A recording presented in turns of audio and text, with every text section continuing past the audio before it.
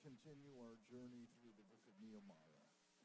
Pray you will anoint this word as it goes out tonight. Anoint my lips to say those things you'd have me to say, and anoint our hearts to receive. And we thank you in Jesus' name. Amen. All right, we're in the third chapter of Nehemiah tonight. And this this is one of those, it's kind of like the Hebrew phone book. You know, we look at, yes. Only instead of a bunch of names, we're just going to look at what each group did and what part of the wall that they worked on. And, this doesn't mean anything to us if we just look at it and say, oh, they built from here to there, and they built from here to there. And, it seems like it shouldn't even be there. But there's a reason why everything in Scripture is there. There's a lesson that we can learn. And what we need to do then is to try to find what that lesson is. And how can we apply that today to our lives and to our church and to what we're doing. So with that in mind, let's start with Nehemiah chapter 3. Well, before I do that, I want to show you something here. I'll get this thing to come up. This is the Jerusalem of the first century. Now, first century is AD or whatever. But what we're looking at is Old Jerusalem, the suburbs, and what's called New Jerusalem, and the Temple Mount. Now, this was of course in what would be Jesus's day. Okay, so this would be Jerusalem in the days of Jesus. So we had the Old Jerusalem, and then up on the top there we have the suburbs, and Jesus often talked about things that happened in the suburbs, or sometimes he would be in the suburb area there doing things. And then we have the Temple Mount, which is in that rectangle that you see at the bottom there. That's where the Temple Mount was. I can see them. Today, it's what it is today in that rectangle. If you look beyond that, then you see this part sticking out here on the left side. That's what Herod built when he enlarged the temple. He actually built put new stones in and extended the Temple Mount out that far. So if you go to Jerusalem today and you're looking at it from south to north, that whole wall, that whole area there was what Herod built. And of course that was destroyed by the Romans. But when we look at it so that today we don't have that section out there. In Jesus' day, that section would have been there. Okay. Doesn't mean a whole lot, except that this, I think, gives us a better picture of what it was like when Jesus was there. Oh, Jim's working in the back there. Okay. I think he's telling me hurry up. That must be what that was for. This is a picture of Jerusalem in the days of Nehemiah. Okay, so this, and there's a couple of these. Each of them are a little bit different, but it kind of gives you a feel for what. What? Wasn't you? Well, it changed on its own. Has this got a timer? Oh, okay. I'm over here. Woo! You can kind of get an idea from this of what this looked like in the days of Nehemiah. At the top, that is, of course, the Temple Mount. And then the city progressed off from the Temple Mount this way. just to kind of give you a little better feel, if you look at the left up there, up in that upper corner, that wall that goes across there, that is today's Wailing Wall. So that might give you a little bit of a clue, little feeling about how this whole thing looks.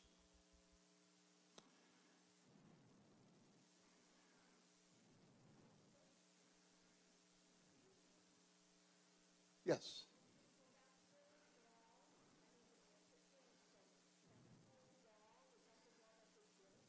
Yes,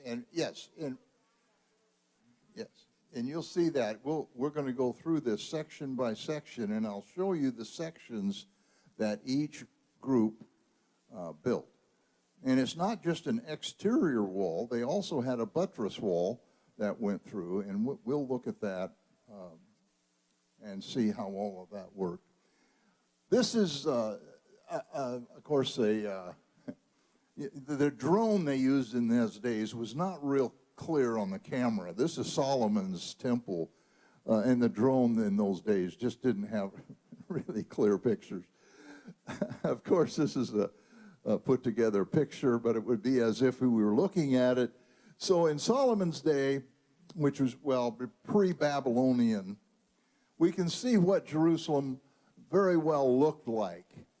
And by the way, there was a moat at one end of the city wall where it was most accessible for an enemy. There was actually a moat up there.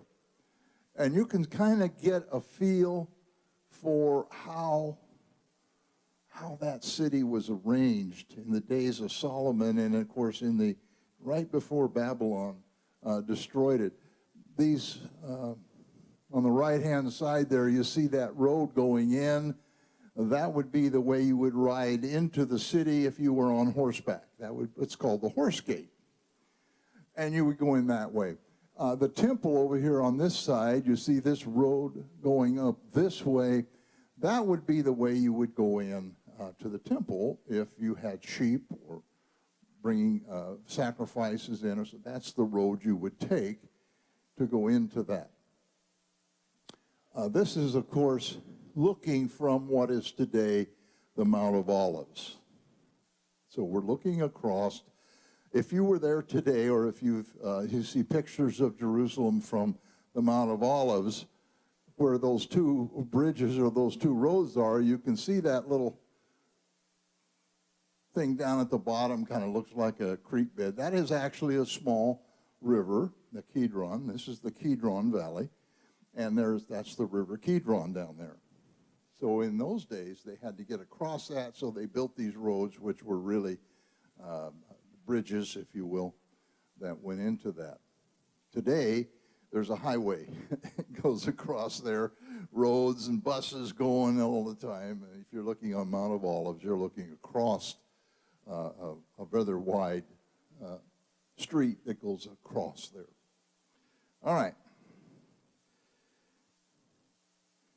And this is what Nehemiah was up against when he came to the city. This is not a little rock pile. This is a rock pile. These are huge stones. There we go. These are huge stones. And this is what he was up against. This is the kind of rubble that he would have encountered all the way around the walls. You remember last week we talked about him riding around and surveying. Well, you could see what kind of destruction. This is an actual picture that was taken, I'm not sure of the year, but it was like 1930 something of the walls of Jerusalem at that time. So they remained pretty much the same until the 40s, I guess, probably, when they started work on rebuilding things.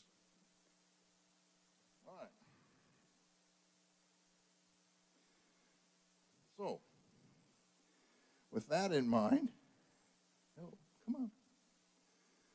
There we go. All right, with that in mind, let's start reading Nehemiah chapter 3, beginning in verse 1. Then Eliashib the high priest rose up with his brethren, the priests, and built the sheep gate. They consecrated it and hung its doors. They built as far as the Tower of the 100 and consecrated it. Then as far as the Tower of Hananel. So what they built was, if you look up at the top, you see the sheep gate up there is that teal colored. So they built from the sheep gate, the Tower of Myth, over to the Tower of Hananel, which was that whole, pretty much that whole top section up there. So this was built by the priests. Next to Eliashib, the men of Jericho built, and next to them Zachor, the sons of Imri, built. Now, Eliashib was the high priest after the return from Babylon. And so here we have the high priest. Now, you know, we think about the high priest. He had to be pretty much spotless all the time when he was ministering. You know, he had this high calling. He was the one who could talk to God. He was the one who did the ultimate sacrifice every year. He was the one who went into the Holy of Holies. You know, we'd say today he is the general, most important superintendent of the organization, whatever that might be. That was him. And you know, what does it say? He is out there building the wall. Now, we could take this and say, well, he was supervising. No, because Nehemiah was a supervisor. The wall had to be built. And so men who understand what has to be done do the work. Y'all understand what I mean by that. Too often we get people who are in leadership positions and the work needs to be done. Okay, work needs to be done. Let me see, who can I call to have that work done? Now, I'm all for delegating authority. Don't get me wrong. I just wish up and down we had a carpenter in the church and an electrician and a plumber, so I could say, hey, I need to have some electrical work done here, you know. But you know what? We don't have any. So when the electrical work needs to be done, who does it? Well, I can do enough to get it done and pass inspection, so okay, I'll do it. If it's not too complicated, I can run wires, and I can break pipes, and I can bend a lot of nails.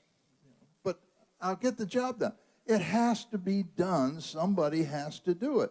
And it was like the pastor brought out Sunday about, you know, we're serving who? Him, you know. And so what needs to be done, we need to be willing to do as much as we can do it. Now, I'm the last person you want to give a hammer to. But I can eventually, if there's enough money in the coffers to buy the nails, I can eventually nail something together. You see. But here we have, to me, a supreme example of what it means to see a problem and see that the problem is taken care of.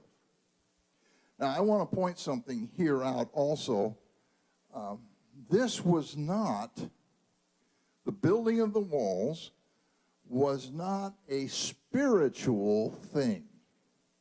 Now, what I mean by that, Ezra came, and what did he do? Him and Zerubbabel, mostly Zerubbabel, but Ezra was there. They built the temple. Now, that would be a spiritual thing. And we would assume that the high priest would be most interested in building the temple, and sure, he would get involved with making sure it was done and, you know, whatever. But this was not a spiritual thing. This was a very much temporal or societal thing. We needed the walls up. Why? So that we're no longer a shame. So that we're no longer a reproach. It was something that was under the auspices of God, but it was not a spiritual matter. It was a natural matter. And we need to understand God is just as concerned with natural matters as he is with spiritual matters. We can be so spiritual. And I believe me, I've been here, been there, done that. We can be so spiritual that you can't hardly walk in the doors. I mean, people dancing around, the Spirit falling, everybody's, having a great time speaking in tongues, and people are getting healed. And that's all well and good. But if it's only the people in the congregation that are doing that, are we fulfilling what God really wants us to do? Now, I know somebody who preaches a lot on the Holy Spirit and the Holy Ghost and receiving it, and he'll explain all about it. But every time is for the same reason. So you can get up and dance, so you can feel free, so you can this, and you can heal, and you can do this, and you can do all that. But what does the Bible say? It was given, it's going to fall on you, and you're going to do what? Be my witnesses. What are you going to do? Witness to each other? No, the idea was you're going to be witnesses. Who do you witness to? The world. How do you witness to the world? You don't do it in church. You got to get out there. You got to do something and show them that what you believe in, you believe wholeheartedly in. Is that making sense? Yeah. So we see right off of the bat that Nehemiah starts with probably the most important person behind himself as the governor that was in Jerusalem, and that was be the high priest. And what is he doing? Building the wall. He's moving stones. He's lifting them up. He's put his robes away, and he's out there in an ephod, which is what they worked in those days. And he's hot, and he's sweaty, and he's moving stones. Not only him, but the priests that were with him. That's a lesson for us that we need to really get a hold of. That we're nothing that we do for God is more important than what needs to be done right now. Did I just coin something? I don't know. But nothing is more important to God than what needs to be done right now. And sometimes we want to help God out. And we want to say, well, let's put him in order. Let's rank him. And let's prioritize. And this is more important than that. No, what's most important is what's happening right now. If you're out talking to somebody, and this is my biggest fault, and I kick myself constantly because I miss opportunities. When somebody says, I've kind of got a headache, that's an opportunity. What should we do? What's most important at that time? Hey, I need to pray for this person. They got a headache. Right? And yet we often miss that. Oh, I'm so sorry you have a headache. Maybe you should go sit down in the shade. Really? That is exactly what, and I'm more guilty than anybody. I have people come up and they're telling me, and especially some of these Ukrainian refugees, they don't speak English well, and they come up and they're trying to tell me they're not feeling well, and I'm trying to understand. And instead of, he's got his oil back there, instead of stopping right there and saying, let's stop right here, let's pray for you, let's get this taken care of. It's easy to say, I'm not real sure if they understand what I'm doing, and they'll probably get offended if I say I'll like to pray for them, and so maybe I should just leave it go and I'll pray for them at home. God wants us to do it right then, because that's the time he has selected. Now, these priests, they built the sheep gate. Well, what was important about the sheep gate? The sheep gate was there for one purpose, and that was to bring the sacrificial sheep and animals into the temple. It was the closest gate to the temple. And who repaired that?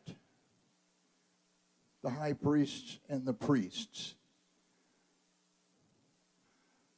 Sometimes, we allow our gate to be destroyed.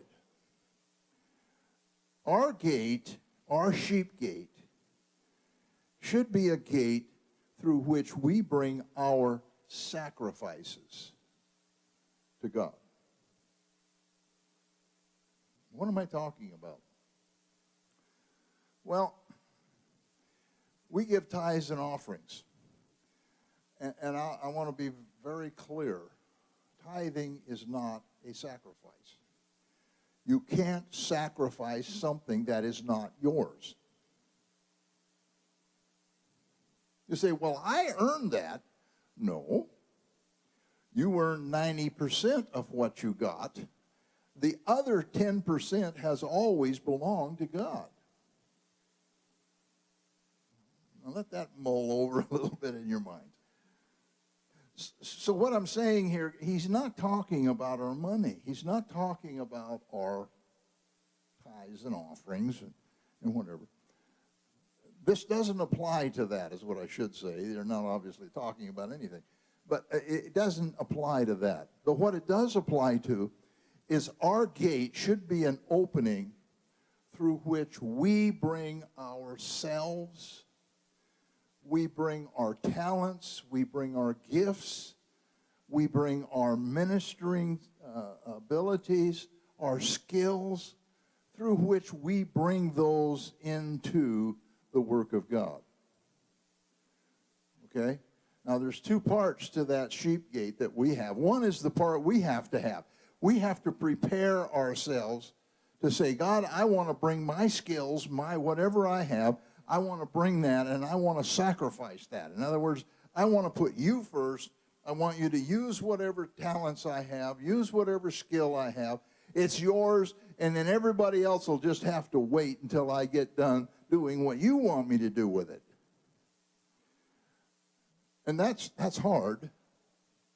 But it also, and this is sometimes even harder, the leadership has to say, we have a gate, an opening for you to bring your talents.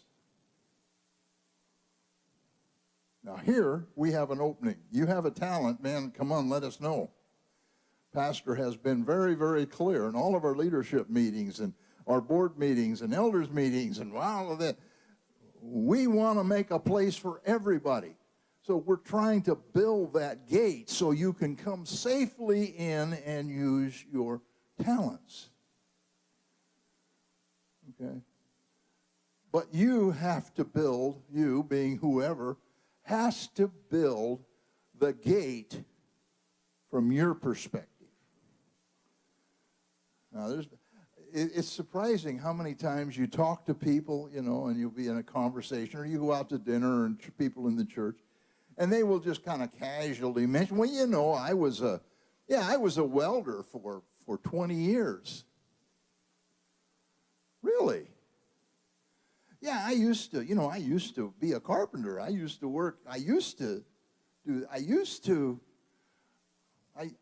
played in a band for years. Are these talents and skills that are not needed in the church today? Well, I'm bashful. I don't really want to lead anything. Who's talking about leading anything? I don't want to lead anything either, to be frankly honest with you. It's the hardest thing in the world is being a leader. I spent half of my day today answering somebody who's under me in another thing, and they're writing something, and I'm trying to get them to understand how to simply write something to a pastor, and I'm saying, that's not working, Well, I'm just trying to, you want to, can I meet with you in the back alley? But the point here, build your gate. Build your gate. Let those talents, those sacrifice, things you can sacrifice, bring them into the temple. Bring them into the church of God. Bring them into the ministry. Let's use them. Let's get you moving. Because that's how walls get built. What are you talking about, walls? What was the wall for? The wall was, primarily protection. We can talk about that. But what did Nehemiah say the wall was for? So we're no longer a reproach and a shame. When we allow our talents to come in and be used in building that wall tells the world, look, this is who we are. We're strong. We're strong. We can defeat you. Hey, Lucifer, I want you to take a look here. Look, I got people who are here using their talents, sacrificing their lives for you. No, for God. Okay? If we can use our talents to serve him, we can certainly use them to serve God. All right. Now, I want you to notice something. When the priest finished the sheep gate, they just finished building the gate. And what did they do? They consecrated it. Well, wait a minute. It's just a gate. Why are you consecrating the gate? Because what passed through that gate is what ended up being put on the altar. And what passed through that gate is what was used to satisfy God. It met the requirements that God had for them. So that gate needed to be sanctified. Nothing should pass through that gate. Nothing should come through that gate that wasn't pleasing to God. I remember when I was pastoring years and years ago, we had a guy, he was a bass player.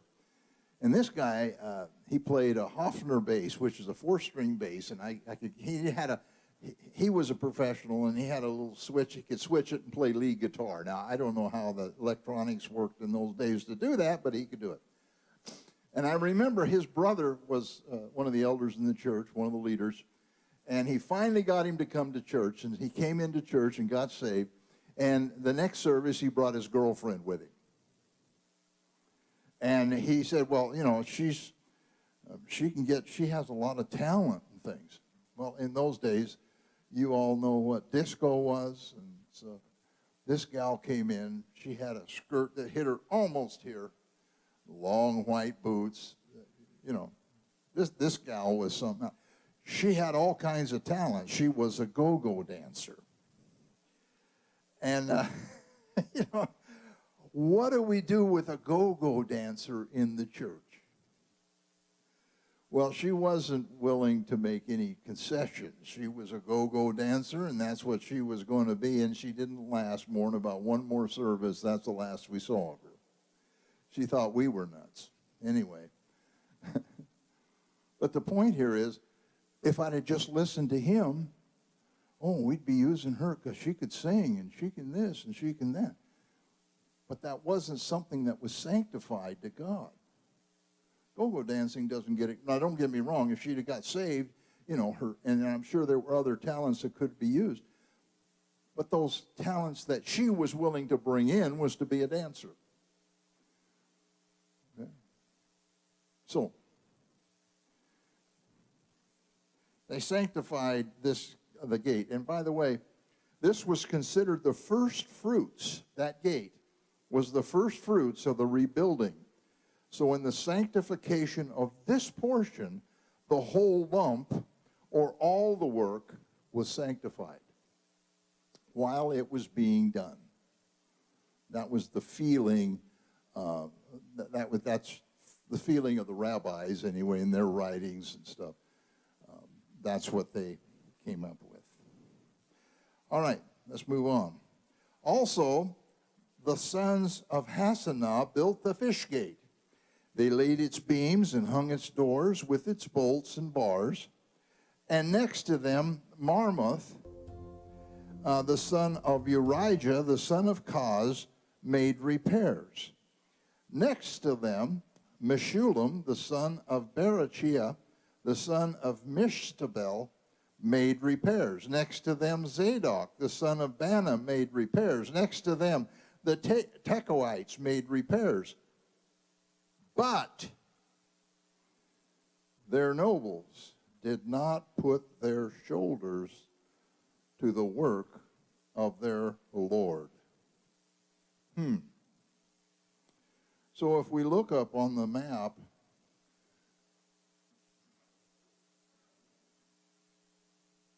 Jim.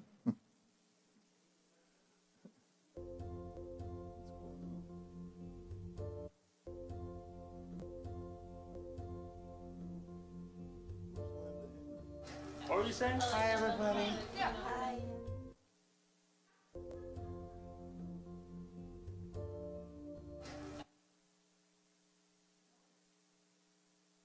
Oh, well. If you look at the map up at the top, we have the sheep gate that went across the Tower of Hannah. And then we have these people that built over the fish gate. Now, why it was called the fish gate, I haven't done enough research, I guess. Oh, there we go. Yes. You see the fish gate is clear up at the top in the left-hand corner as you look at it. And that was the gate that went to Samaria and Damascus. And they built that gate, and they built that little section of wall right there. All right? Now, the thing that stands out here, while the Tekoites worked, their leaders did not. They were not interested in wasting their time building a wall. It was beyond their dignity. They were royalty. Okay? As far as they were concerned. Now, I think is an interesting thing here. I don't find anywhere in Scripture that these guys were ever punished for not building the wall. Now, me, I'd have been out there saying, okay, you don't want to build the wall, fine. Look what I can do to you.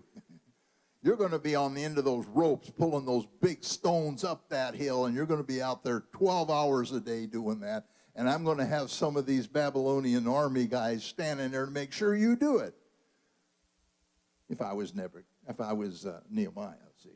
Because that's the way I do things.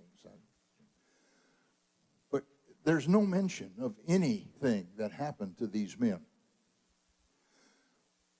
We obtain salvation through the death, burial, and resurrection of Jesus Christ. These men, they received their deliverance from captivity and from Babylon.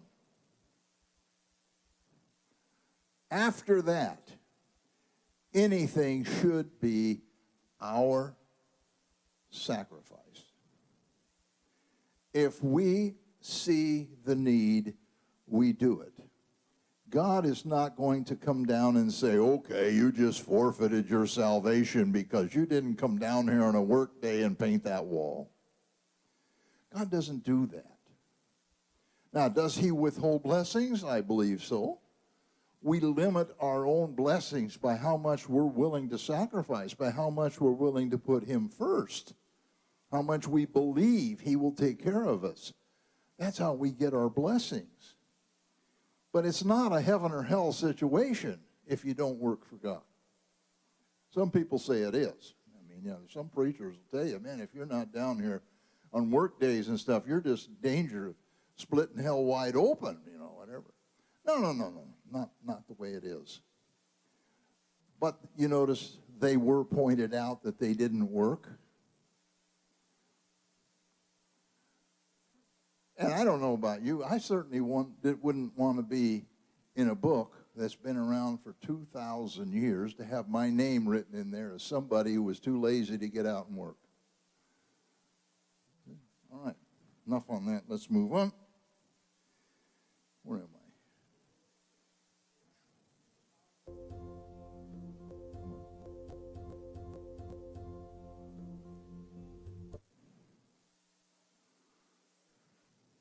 I am extremely impressed with this system.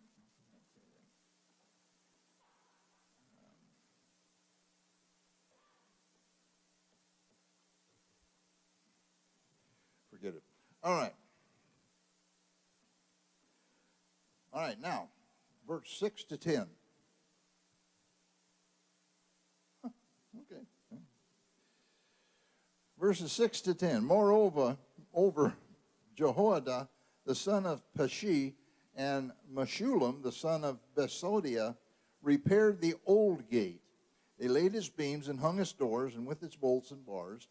Next to them, Melatiah and Gibeonite, Jabin, the Maranathiat, the men of Gibeon, and Mizpah repaired the residence of the governor of the region beyond the river. Next to him, Uzziel, the son of Harniah, one of the goldsmiths, made repairs. Also next to him, Hananiah, one of the perfumers, made repairs. And they fortified Jerusalem as far as the broad wall.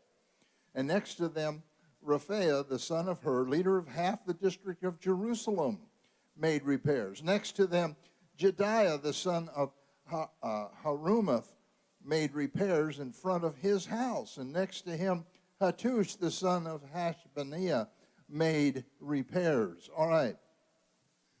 So as we look at the map, as we're coming down this wall, the fish gate's up in the upper left-hand corner, we come to the old gate. And they say this is probably the Damascus gate, is another name for it. They came all the way down to what's called the Broad Wall. And the Broad Wall went from the Ephraim Gate to the Tower of Furnaces. That it was a area right in there, and we have some history on that gate, on that Broad Wall. It was formerly broken down by Joash, king of Israel, in 2 Chronicles 25 and 23, but afterwards rebuilt by Uzziah in 2 Chronicles 26 and 9.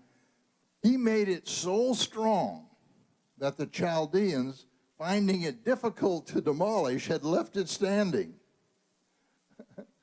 So what we have here is a situation where, oh, we got another one. Thank you.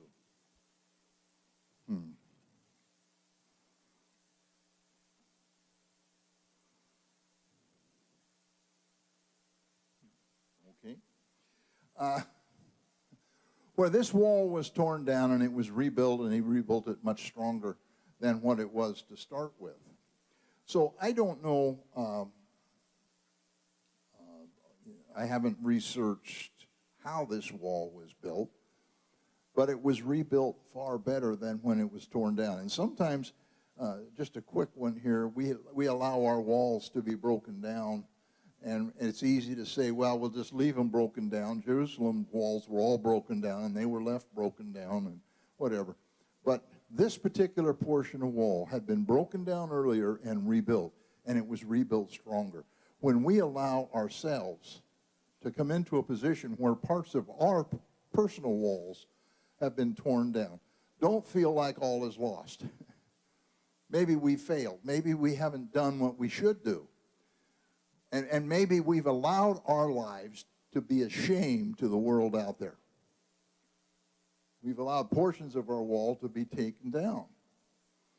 And we may think that's a shame out there. Rebuild the wall. Because when you rebuild it, you build it stronger than what it was in the beginning. That's just a spiritual concept that has proven over and over again throughout the Bible to be absolutely true. You're stronger when you rebuild walls that you have allowed to be destroyed. All right.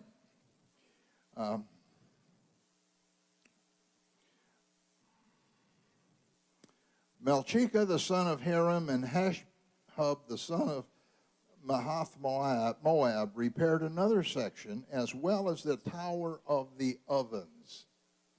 What were the Tower of the Ovens? These were interesting towers, and you'll see those right here at the top of this long blue line that goes up. That's the Tower of the Ovens. That was the bakery for the city. And they had ovens that went almost 24 hours a day there. And that's where you baked your bread. Remember, Jerusalem was torn down, right? So, well, this was the bakery. And primarily, of course, it was for the king's house, the governor's house, whoever was residing there. And this is where they would make all the bread, and then you would come and buy your bread from a bread salesman, just like we do today. So if you go down to Seattle on, I think it's 4th Avenue or 6th Avenue, down there in Seattle, and you drive down the street in the evening, you will be literally captivated by this aroma that comes out of the Franz Bakery down there. Every time I used to go to the stadium, it would just, I had to hold the wheel from pulling in there, you know. I could just see hot bread with butter all over it, you know, and me just, but that's kind of, this is what the Tower of Ovens were. It was destroyed. I mean, it was torn down. So they repaired the Tower of Ovens. It wasn't just fixing the wall. This was making a place for the bakery to renew and to have some commerce there, selling bread. And next to him was Shulem, the son of Halohesh, leader of half the district of Jerusalem. He and his daughters made repairs. Notice, he was leader of half of the inhabitants of Jerusalem. Now, probably this was before this latest influx of captives came back. But notice, he's out there. He's the leader. He could have said, build, you know, and I'll watch. No, he was out there. Not only him, but his daughters were working on the wall. Okay? Nobody is excluded from working in God's kingdom. There's something everybody can do. Verse 13, Hanam and the inhabitants of Zaniah repaired the valley gate. They built it and hung its doors with its bolts and bars, and repaired 1,000 cubits of the wall as far as the refuge gate. Micaiah, the son of Rechab, leader of the district of Beth Hasarim, repaired the refuse gate. He built it and hung its doors with bolts and bars. Now, the refuse gate is down here at this corner.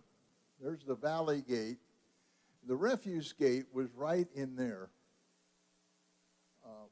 And it was a place where you took the garbage out. This area just below, you see it says Valley of Hinnom, right at the bottom. That was a place that was kept burning all the time because that's where they burned the garbage and trash and whatever else went out the gate. This was it wouldn't be a nice area to be around, was that Valley of Hinnom. But it was a place that was necessary. You had to get rid of your garbage somewhere. And so that's what they did there. But it was a terrible place, and it was a place where lepers often spent the winters because it was, of course, warm there. The fires were going. Those that were outcasts would stay in that valley. That was a place where they could be warm, where they could be somewhat secure. But it wasn't a pleasant place. But that's where they repaired that gate so the garbage could be taken out. You see, we have to have a sheep gate to bring in our sacrifices. We also need a garbage gate to get rid of our garbage. Don't hang on to spiritual garbage. Get it out. Get it out. If there's something that stands between you and God, get rid of it. Hebrews talks about running the race, casting off the sins and the weights. Sins are those little things that separate us from God. Weights are those things that slow us down. Where do we do with them? Cast them off. Where do we cast them off? Out the garbage gate. Get them outside of the city walls of your soul. Get them out there. Put them back where they belong, out in the world. All right. Let's see. Where was I here?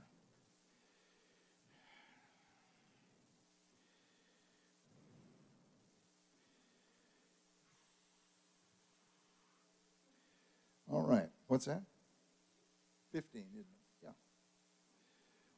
Shalom, the son of Kolhaza, leader of the district of Mespah, repaired the fountain gate. He built it, covered it, and hung its doors with its bolts and bars, and repaired the wall of the pool of Shelah by the garden gate as far as the stairs that go down from the city of David. So what he repaired then, the dung gate is the refuge gate, by the way. So if you see that green area there, that is what they repaired. Now notice it wasn't just a wall around the outside. There was actually a buttress wall that went diagonally through this. So they repaired all of those walls. And there was a gate, a staircase that went from there down into that valley of Kidron, down to the spring down there, or the little river that went through. So that was an area where you could go down and get water for whatever reason.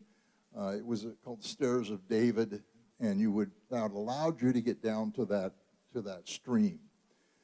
And of course, there's so much in here.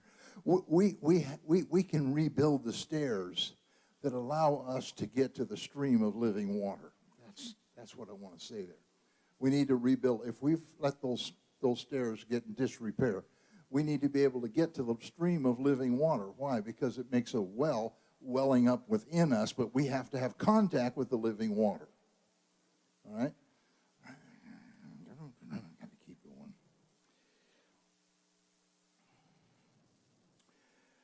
All right. After him, Nehemiah, the son of Azbuk, leader of half the district of Beth-Searl, made repair as far as the place in front of the tombs of David to the man-made pool, and as far as the house of the mighty. The tombs of tombs of David were the burial places of the kings from David to Hezekiah. All right, so that's a little bit higher up this right-hand side there. There was the tombs of David. Notice also this was the old city of David. When David first went up there, the original city was in that little, you see that little carved out area there has a light gray line kind of coming down and curving. That was the original city that David founded. And even in Nehemiah's day, you can see how much the city had grown from the time of David to the time of Nehemiah.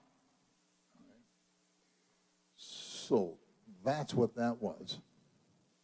The sepulchres of David, you can see that little black dot there. That's the tombs of David. Thank you. There we go. I should have brought mine, but I thought this thing would work. I have this set up so it's on a regular PowerPoint. Each one steps through all of these different things. And it doesn't work on here. So, oh, yes, I would be happy. Thank you. Yes, okay. All right, so let's move on.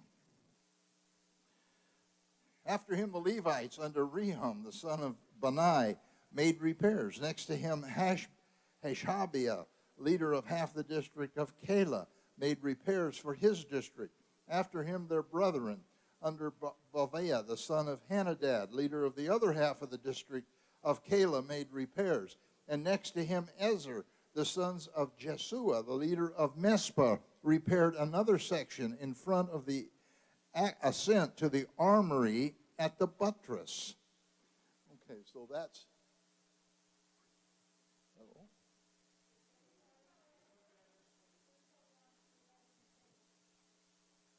I'm just not seeing it. Okay, there it is. Take my glasses off and I can see something. All right, so this whole area here is what they're talking about. Is this area right in here? Okay. Okay. Onward. After him, Baruch, the son of Zabdiel, carefully.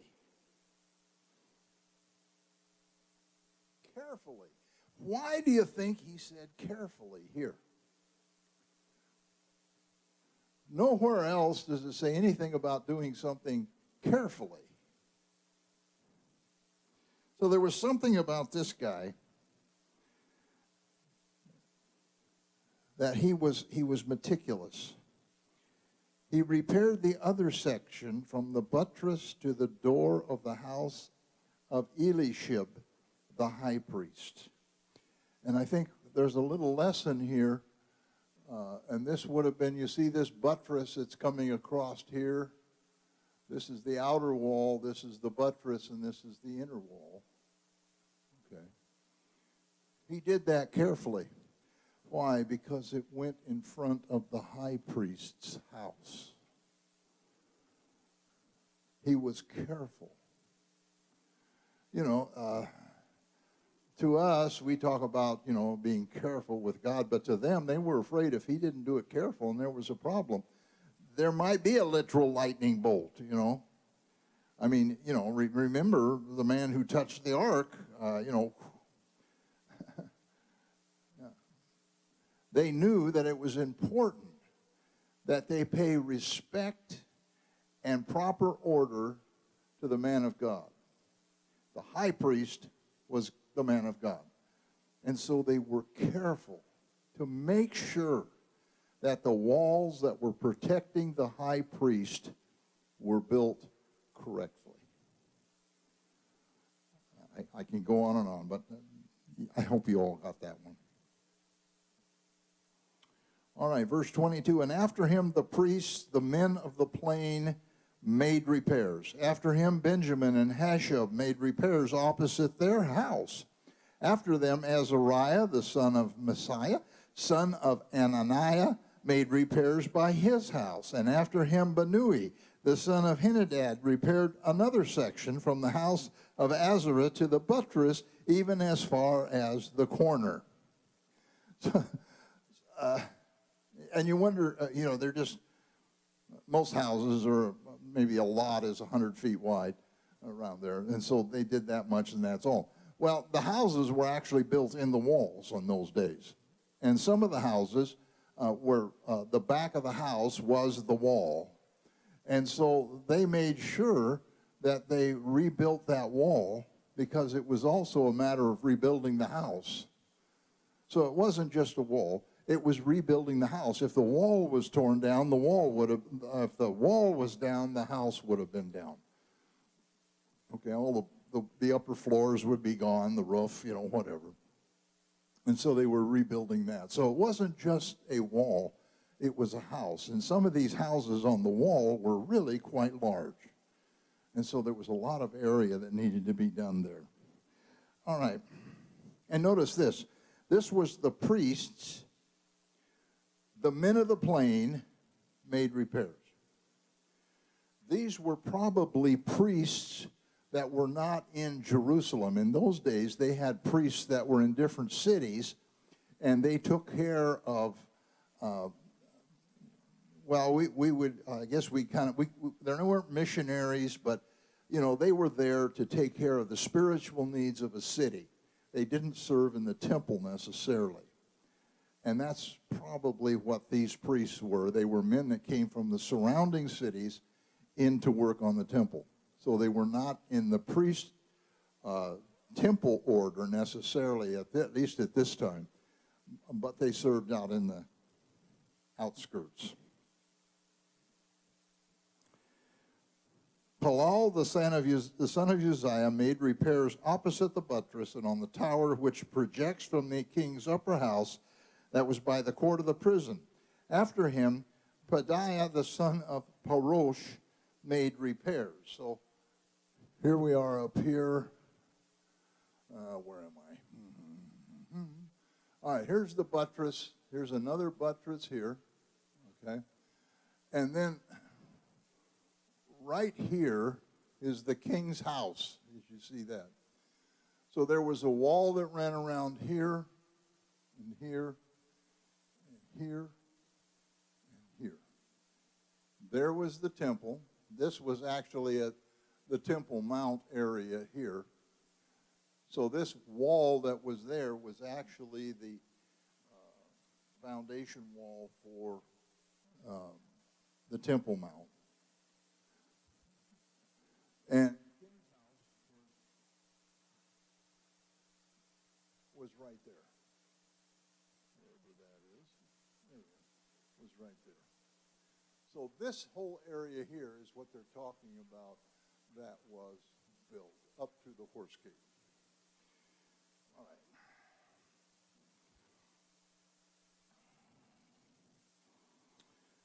Moreover, Nethanim, who dwelt in Ophel, made repairs as far as the place in front of the water gate toward the east and on the projecting tower. After them, the Tekoites repaired another section next to the great projecting tower and as far as the wall of Ophel. Now, the projecting tower was at the bend in the wall by the water gate and protected the water gate in the Gihon Springs, which was the main source of water to the city and temple. So that would be the water gate here. So what we're talking about now is this outer wall here that came across this way. There was a projection, and you can kind of see it right here. It's kind of covered up by my colors. But there was a projection or a tower. There it is right there, in fact. That's the tower right there. That was a man tower, and it protected both the water gate, which is, by the way, where the Nethanim and the water carriers would bring water in from the spring. That's where they would enter and go up to the temple.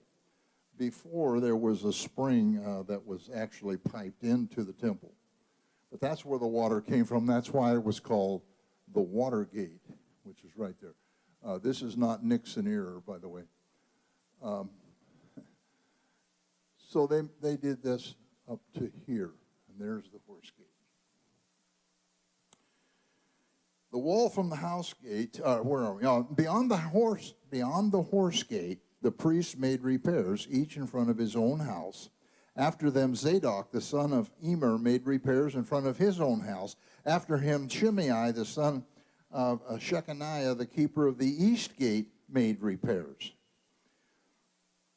Now, the horse gate is where the horses entered the city. You remember on that first slide I showed you where that, or on that model, I showed you where that bridged road was. That's where the horses would come in and out of the city. Now, there weren't a lot of horses. The Hebrews didn't own a lot of horses, but the emissaries that would come to Jerusalem, that's what they would come in.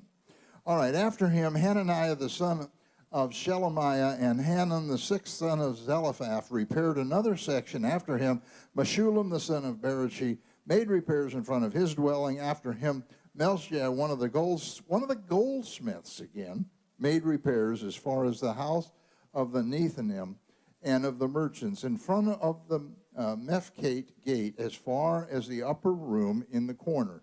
And between the upper room and the corner and as far as the sheep gate, the goldsmiths and the merchants made repairs. All right, so one thing I wanted to point out, and I'm just about through here, this area right here, this is called Ophel, right in there. That's where the Nethanim lived. Remember, the Nethanims were servants under Solomon, and they were the ones that were appointed to assist the Levites. So they were servants. we call them glorified servants, I think. I mean, they had a pretty high ranking because they helped the Levites. So they worked in the temple. They were the ones that cleaned and whatever else. That's where they lived. Now, I wanted to show you one more quick thing before I go. You remember Tobiah last week? We talked about Tobiah. And I don't know if it's in yours or it might be in Eric's section. We're going to find out about Tobiah. And he was a ruler in that area, or a man of importance anyway, whose daughter married one of the high priests, or one of the priests. And when Nehemiah went back to Jerusalem, the priest put this man, Tobiah, in an apartment in the temple.